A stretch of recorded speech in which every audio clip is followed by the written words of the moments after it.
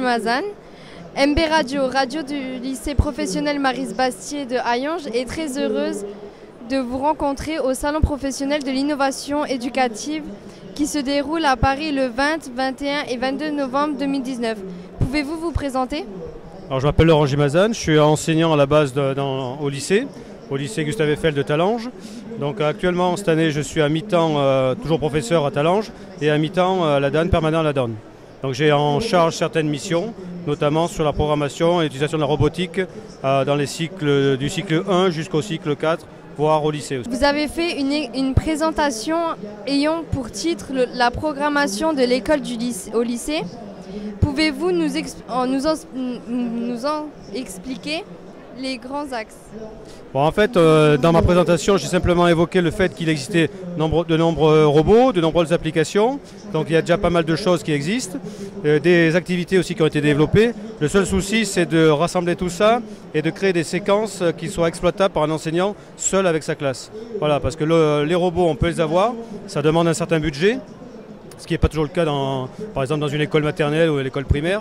Et après, même si on a les robots, mais comment je les mets en œuvre avec 28 élèves?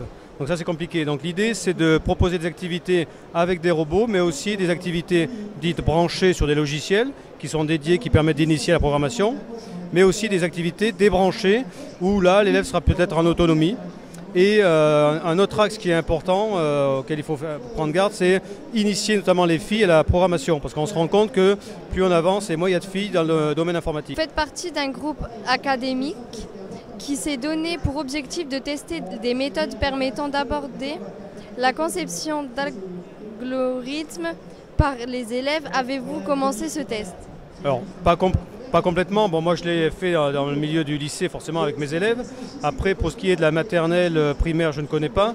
Par contre, pour l'instant, on travaille, donc on essaie de proposer, on va dire, ce qu'on appelle un package en langage informatique, c'est-à-dire avec, par exemple, des valises robots, parfois des tapis qui sont nécessaires, donc différentes activités, de structurer ça et de dire à l'enseignante de la mettre dans un certain confort, comment je vais pouvoir intégrer ça avec ma classe, avec des élèves autonomes. Et après, moi, je vais peut-être m'occuper plutôt des parties avec les robots, où là, je vais initier à des notions comme les événements, les boucles, les itérations, etc. Donc pour l'instant, c'est, on va dire, expérimental. Il y a déjà des activités qui sont faites dans certains collèges, dans certaines écoles primaires. Donc on va essayer de fédérer tout ça et de l'étendre à toute l'académie. Donc c'est ça l'idée.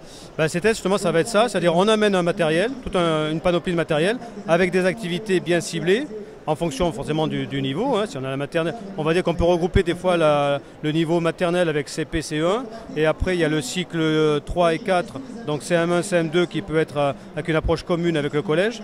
L'idée, c'est que l'élève ne voit pas toujours le même robot, qu'il n'apprenne pas toujours les mêmes notions, mais donc on va venir vers les enseignants pour leur montrer ce qu'on peut faire, et après ce sera lui à le mettre en œuvre tout seul. Donc c'est ça l'idée. Mais pour l'instant, on n'a pas débuté, on a commencé à réfléchir à ce qu'on va proposer, mais ça n'a pas été mis en œuvre encore. Quels sont les retours des élèves sur ces méthodes? Alors moi je parlais d'une chose qui me tient à cœur, parce que je l'ai expérimenté avec des élèves, ça va être assez surprenant, c'est le concours Castor, et je l'ai expérimenté avec des élèves de BTS. Alors ça peut être surprenant. Donc c'est un concours qui peut se faire à tous les niveaux, parce qu'il s'adapte en fait au niveau de l'élève. Et j'ai observé quelque chose d'intéressant, c'est qu'au début, donc c'est l'initiation à de la logique, un peu de la programmation, sans avoir aucune connaissance. Et au début, il y a un petit, on n'a pas trop envie, il faut se mettre dans le truc. Donc c'est 45 minutes, il faut résoudre des énigmes, il faut trouver des solutions logiques.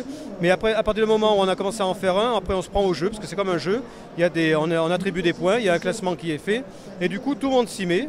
Donc on a généré ça, on a fait le concours cette année avec des élèves de BTS, première année, deuxième année, avec des terminales, même avec des secondes, et à chaque fois on a observé la même chose, c'est que l'élève adhère complètement. C'est pas toujours le cas, mais là j'ai été étonné des résultats. Même un élève qui était en décrochage, nous on a un élève qui n'arrive pas à se motiver à l'école, qui a de très mauvais résultats, et à ce test qu'il a passé la semaine dernière, il a réussi à faire il a fait 420, et 420 franchement c'est énorme, alors que les autres ils sont à peu près à 320, 340. Alors là on se rend compte que c'est quelqu'un qui a des capacités, qui a du raisonnement, mais il y a un blocage au niveau, une phobie scolaire, voilà, il y a un manque de motivation, et du coup on arrive à cerner des gens et à leur proposer des activités qui peuvent où ils peuvent accrocher. Donc ça c'est intéressant comme approche. Si on pouvait arriver à faire ça avec nos activités pédagogiques, ce serait vraiment l'objectif ultime, quoi. Pour vous, ces tests sont-ils concluants? Là, en l'occurrence, pour ça, oui. Pour le reste, bon, j'ai un peu d'expérience au niveau de la mise en œuvre de robots. Je sais que ça peut être très compliqué. Si le professeur n'a aucune notion, qu'il y a un souci au niveau du fonctionnement, ça peut le déstabiliser. Donc là aussi, on est là pour rassurer. Donc moi, je ne vois pas tout blanc, tout noir. Il y a forcément des choses qui vont bien, des choses qui vont moins bien. Ça va dépendre de l'élève qui est en face, des élèves qui sont en face, mais aussi du professeur qui enseigne. Donc à voir et on tirera les conclusions à la fin, au bout d'un an, je pense. Voilà. D'accord. MB Radio vous remercie et vous souhaite une belle journée au Salon professionnel de l'innovation. Merci et bonne journée à vous aussi. Merci.